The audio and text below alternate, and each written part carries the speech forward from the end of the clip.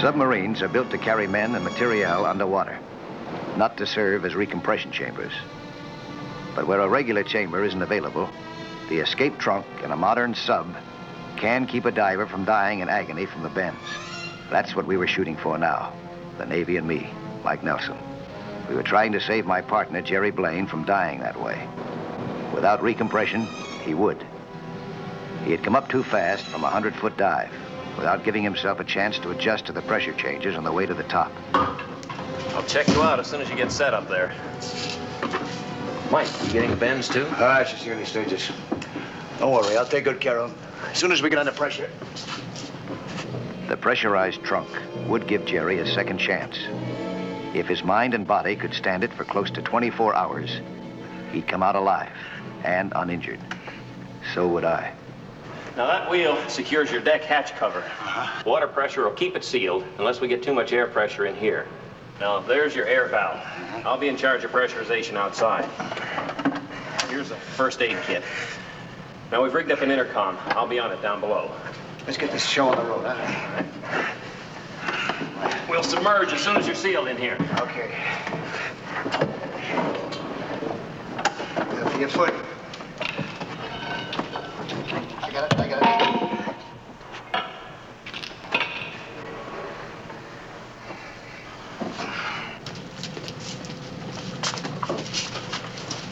All secure in the trunk?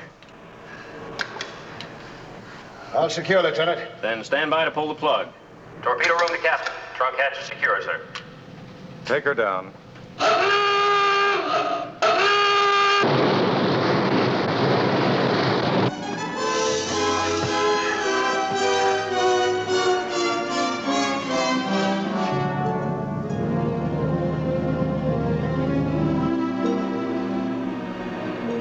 We'll be under pressure soon.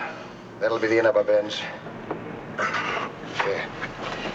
Take another one of these decongestant pills. Make it easier for you to clear. Here, boy. Yeah, take it.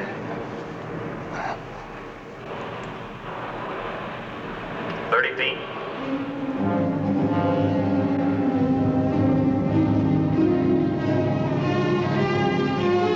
Take us here, Jerry. Come on. Start clearing now.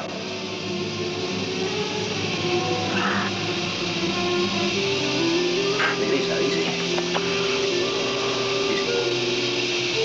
That's it. Now go to her. Come on, Jerry. Come on, Jerry. Come on. Ow! 40 feet. Ow! Ow!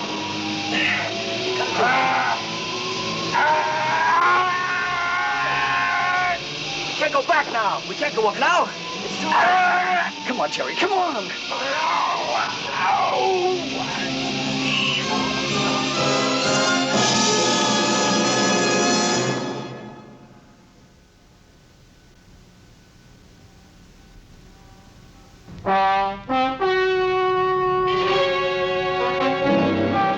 We were sealed in the escape trunk of a submarine, which we were using as an emergency recompression chamber.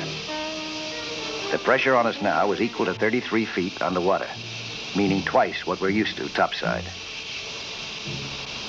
I had adjusted my ears to this difference in pressure, but my partner, Jerry Blaine, a novice diver, hadn't been able to. Come on, now pop those ears, Jerry. Pop them. I can't take it anymore. All right. I'll shut off here. I'll shut it off. I'll shut it off, Jerry, boy. It's all right, boy. It's going off now, Jerry. It's off, Jerry. Not too hard. Not too hard now. They'll pop all right. Just give it time now.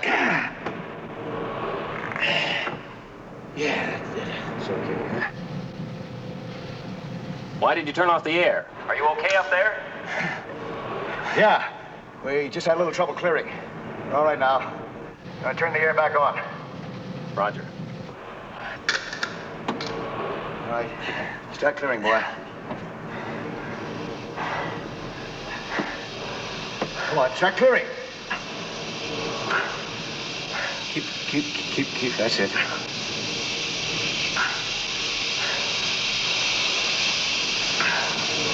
No trouble now, huh? We're taking it gradual. Oh, boy. All right? Good boy.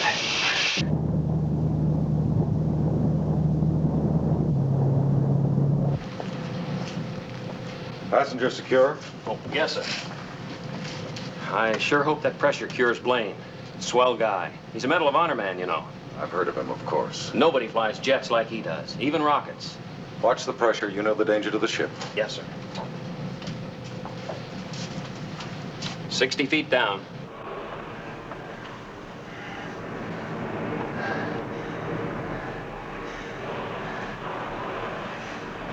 The pressure's easing up the bends already. Notice the difference? Huh? I say you notice the difference. Bends? Huh? Yeah. Oh, yeah, Mike. The nitrogen bubbles are dissolving. It takes time and several stages of pressure to get them out of our bodies.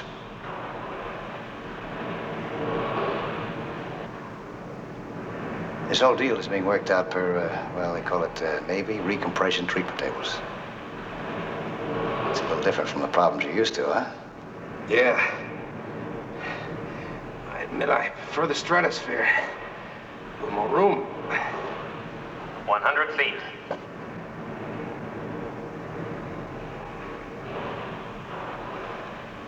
That's how deep you were before. It was rougher then, too, working around that wreck. Yeah, but I had a job to do. Finding out what went wrong. I had to get down to that rocket. Uh-huh. And you made it. Your first dive, too. That was really something for a beginner.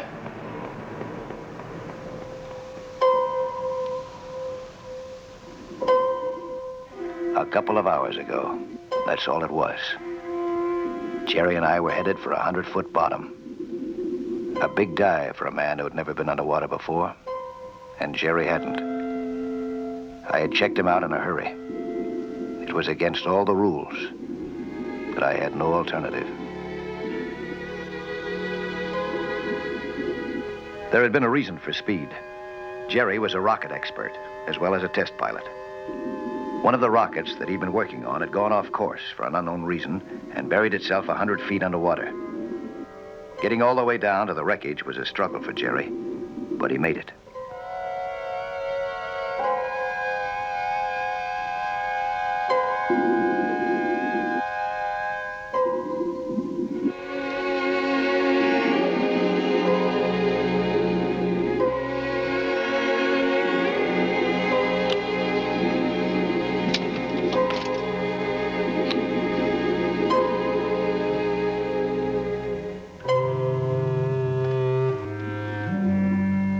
The rocket was armed with a destruct package, which hadn't exploded yet.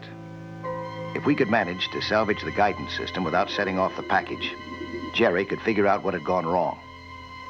That would save months of work and millions of dollars. We began salvage operations by taking pictures of the rocket's exterior.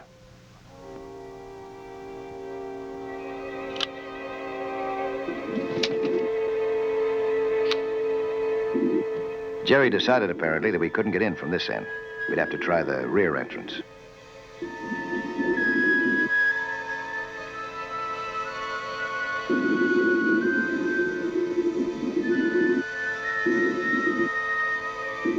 It didn't look to me as if it would be any easier this way. But Jerry was running the show. He was the expert. It was up to him to get in there and disarm that destruct package. For some reason, he didn't make a move. Instead, he asked for some more pictures. Was he stalling? Was he by any chance scared? I couldn't believe that of Jerry. He was hesitating because diving was new to him. That had to be it. I'd seen novices freeze up this way before. I tried to help him get started.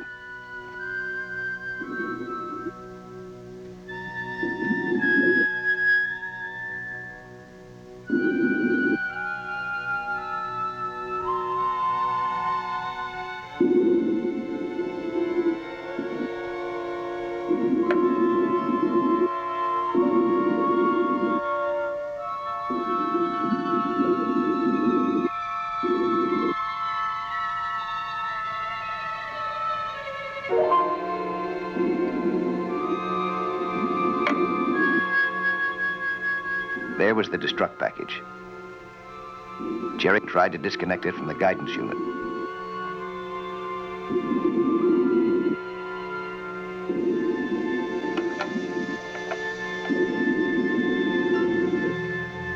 He seemed to know what he was doing, but he couldn't budge the cable. Maybe I could help.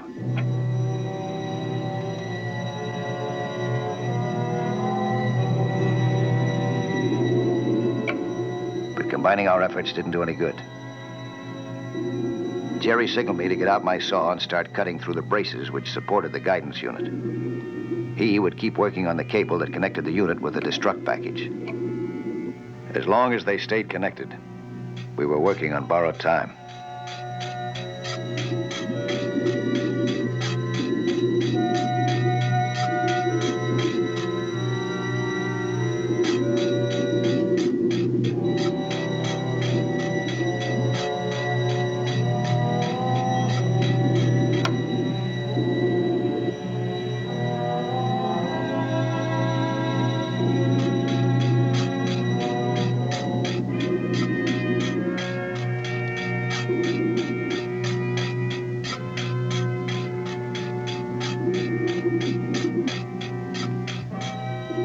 The job was finished, and so was Jerry. He wasn't thinking of what could happen to him, or me, or the destruct package. He just wanted out.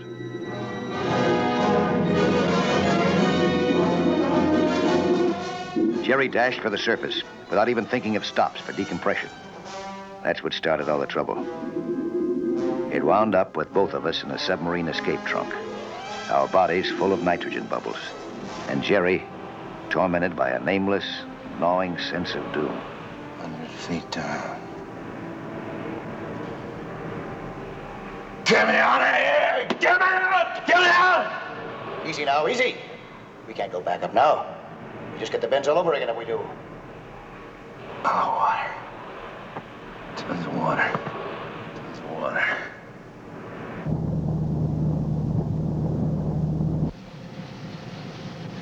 Level off at 165. 165. We're leveling off now. Everything all right up there? You tell him. Tell him I want to get out of it. Yeah, we're okay. Now, Jerry, you stop this, you hear me? Huh? You gotta help yourself. Listen, you gotta find a way to relax. Breathe deeply, huh? Boy. Long, deep breaths now. That's it. Boy.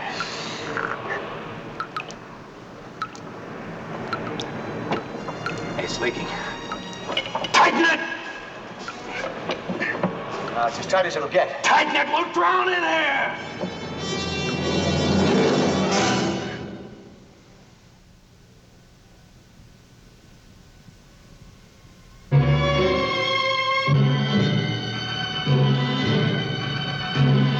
Jerry Blaine and I were packed like sardines in the submarine's escape trunk. Our bodies under a pressure of nearly 100 pounds per square inch. Our minds under even greater pressure. Facing endless hours in these cramped quarters 165 feet below the surface, this man who had won the Medal of Honor for bravery in the stratosphere was now in the icy, irrational grip of claustrophobia. That cover's leaking, Mike. Come on, tighten it. No, it isn't. It fooled me, too. It's just condensation. We'll drown. We'll Look drown. at the walls, huh? Will you? Look at the walls, Jerry. Look. The moisture's condensing from the cold outside because of the depth we're at. I can't stand it. You've got to stand it. You've got to face it. It's going to be a long, cold, wet ride. Come on, open up. Come on, open up. Open up, will you? Come on, let me out. Let me out of here, will you? Listen, Open up, will give me you? a sedative, huh?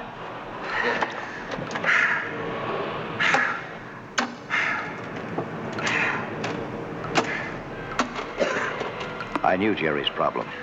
I'd learned about it the hard way. Underwater. He had left the rocket in a desperate hurry. He was headed upstairs so fast his lungs would burst like an overfilled inner tube, unless I managed to tag him. Fortunately, experience can outswim desperation. I caught him at the level where we were supposed to stop and decompress. He seemed calm enough when we started toward our guideline. And that was just as well. We We didn't have enough air left to fight about it down here.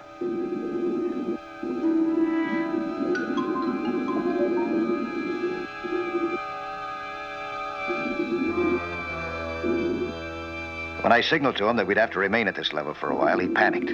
He took off for the top like a rocket. I had to follow him.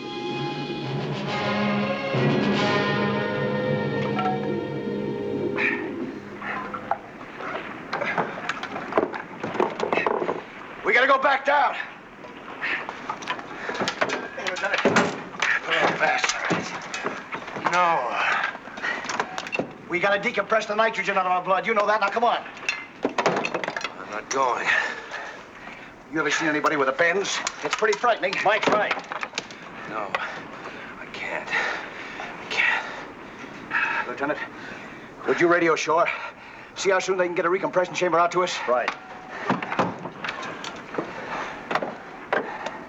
They'll never get that chamber out to us in time. Now, come on, tell me, what's wrong? I'm afraid. Of the destruct package? That isn't it.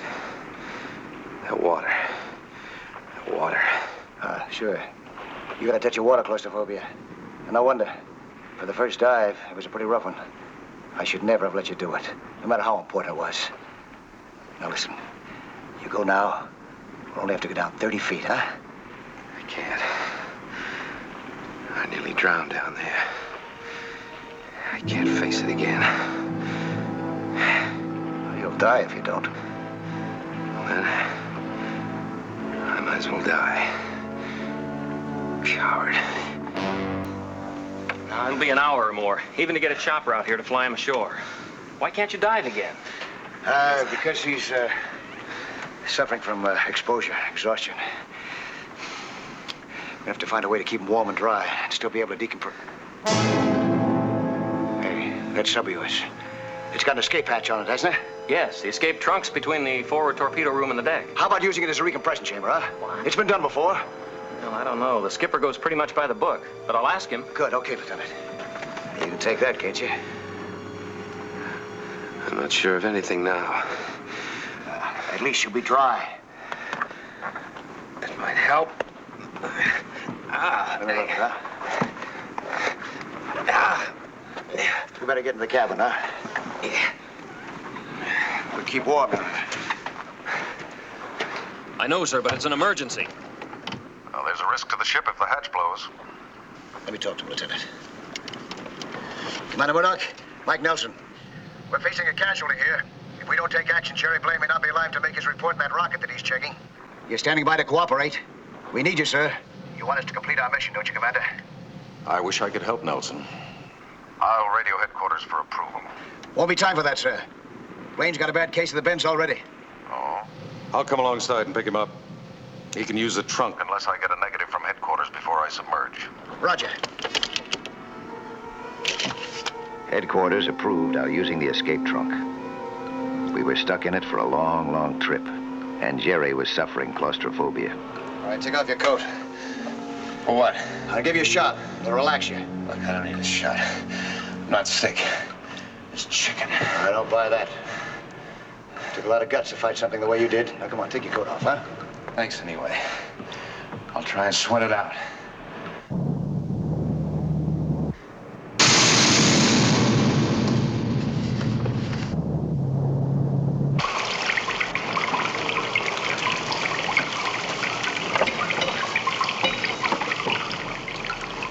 What was that? Sudden change of pressure. Is everything secure in the trunk? Can you hear me? Is anything wrong? Yeah, we lost air. Give us some more pressure. Slowly. Roger. Torpedo room to control. Feed in more air pressure, slowly. I'm going back to the con report. Yes, sir.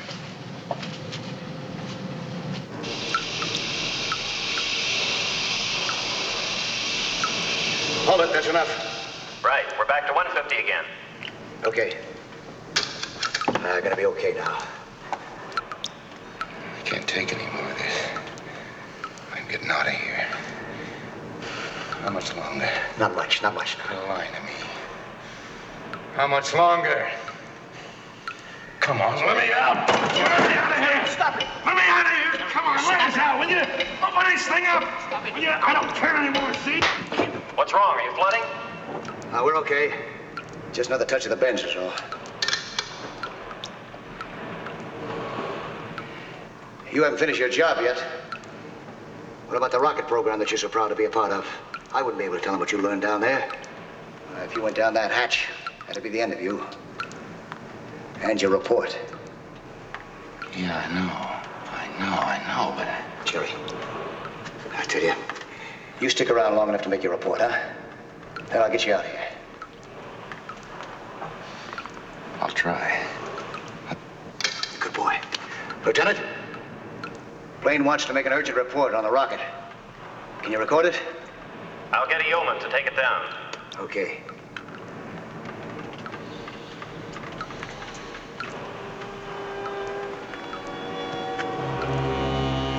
I'll finish the job.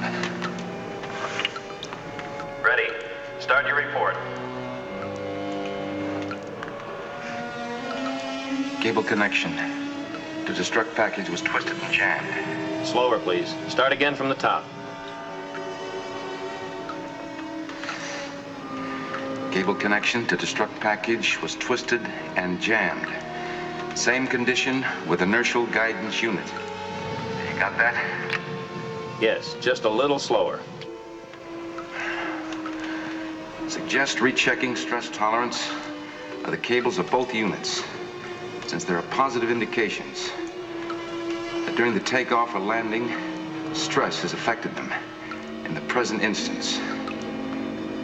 The stress will not carry the load within the rocket. Luckily, he had a long report to dictate. Long, highly technical, requiring a great deal of concentrated reasoning and thought. The pressure in the trunk went down slowly. So did the pressure on Jerry. It was remarkable how skillfully, how creatively his mind could function once he relaxed enough to let it. He dictated almost without a break for 3 hours. After that, the rest of the trip was no particular strain on his nerves, that is. The strain on our bodies was something else again. Believe me, 20 hours in a closet this size is a long, long time.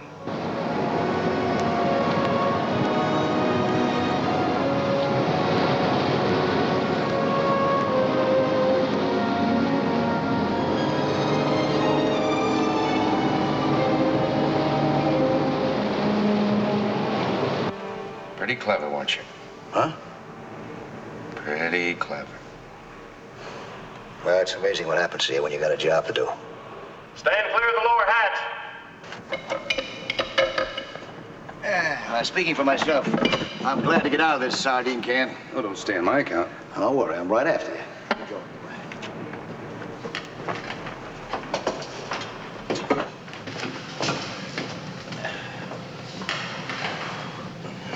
Oh, Didn't it cure the bends? yeah, but not the kinks. Pretty tight quarters up there. How do you fellas feel? Mission accomplished, thanks to you, sir. And thanks to you, too, for saving our lives. Glad to have had you aboard. See you on the bridge. Here's your report. It's been swell knowing you. Thanks for everything. Yeah, you and the commander really pulled us through on this one. Let's go, boy. You know, I know why you talked me into doing this report. You do, huh? I'm glad you didn't have to tell them I hit the panic button. Well, you licked it. Thanks to you. Took quite a few of us to accomplish this mission.